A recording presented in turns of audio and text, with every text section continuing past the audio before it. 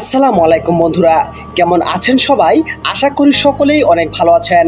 তো বন্ধুরা, একটা জিনিস লক্ষ্য করেছেন কিনা, এই শিক্ষার্থীরা আগে নিজেরা আন্দোলনে নেমেছে, তারপর তাদের বাবা মাদেরকেও সেই আন্দোলনে নিয়ে এসেছে। এটা যে কি ভীষণ রকমের একটা বিপ্লব, চিন্তা না করলে বোঝা যাবে না। একটু ঠান্ডা মাথায় চিন্তা করুন ব্যাপারটা। যেখানে নিরাপত্তার জন্য পরিবার আন্দোলনে যেতে বাধা দেয়, সেখানে তার পরিবারকে উল্টো নিয়ে এসেছে আন্দোলনে। এদের এই ডিরেক্টনেস, এই অদ্ভুত লিডারশিপ অ্যাবিলিটি নিয়ে এসেছে, কারণ এদের ডিসিশন মেকিং খুবই ফাস্ট। যেসব তথ্য উপাত্ত ঘেটে একটা সিদ্ধান্তে যেতে হয়, তারা অলরেডি সেগুলো মাথায় নিয়ে ঘুরে।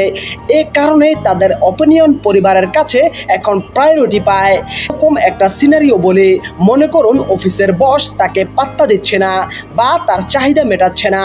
এই অবস্থায় ওরা ডিরেক্ট ওই বসের উপরের লেভেলের বসের কাছে তার দাবি নিয়ে চলে যাবে। কিভাবে? ইমেইল করবে কিংবা লিঙ্কডইনে সরাসরি যোগাযোগ করবে। এরপরও না পোষালে সরাসরি চাকরি ছেড়ে দেবে। কিন্তু যদি এসব পেঁচানো বিশ্লেষণ দিয়ে তাদের বোঝানো যায় না, পারবেনও না। ওরা সোজা সাপটা মানুষ, পেঁচ কম। এর কারণ হচ্ছে ওরা জন্মের পর থেকে মাল্টিপল অপশনের দুনিয়ায় বড় হয়েছে। মুভি দেখছে, পছন্দ হয়নি, ক্লুজ করে আরেকটায় চলে যাবে। নেটফ্লিক্সের মতন প্ল্যাটফর্মের কারণে তাদের কাছে লাখ লাখ অপশন। একই ব্যাপার, গান শোনা, বই পড়া, রাজনীতি, নেতা থেকে শুরু করে প্রেম, ভালোবাসা পর্যন্ত। না পোষালে আবেগের ভার নিয়ে এরা বসে থাকে না। They just quit and move on. গতকাল জানলাম ওরা ইউটিউব, নেটফ্লিক্স কিংবা টুইটারেও ভিডিও দেখে 1.5x গতিতে, মানে যে গতিতে ভিডিও করা হয়েছে তার থেকে 1.5 গুণ গতিতে। কারণ স্লো কোনো কিছুই এই জেনারেশনের পছন্দ না।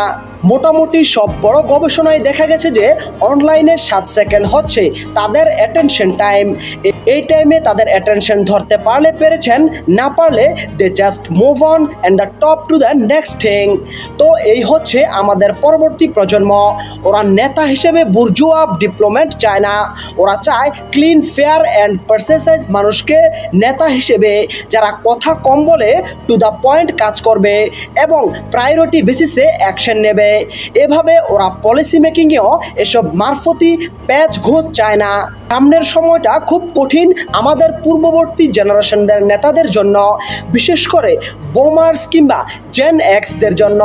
2000 পূর্ববর্তী জেনারেশনগুলোর মতন বাজেভাবে এই জেনারেশনকে ট্রিট করলে আমও থাকবে না, ছালাও থাকবে না।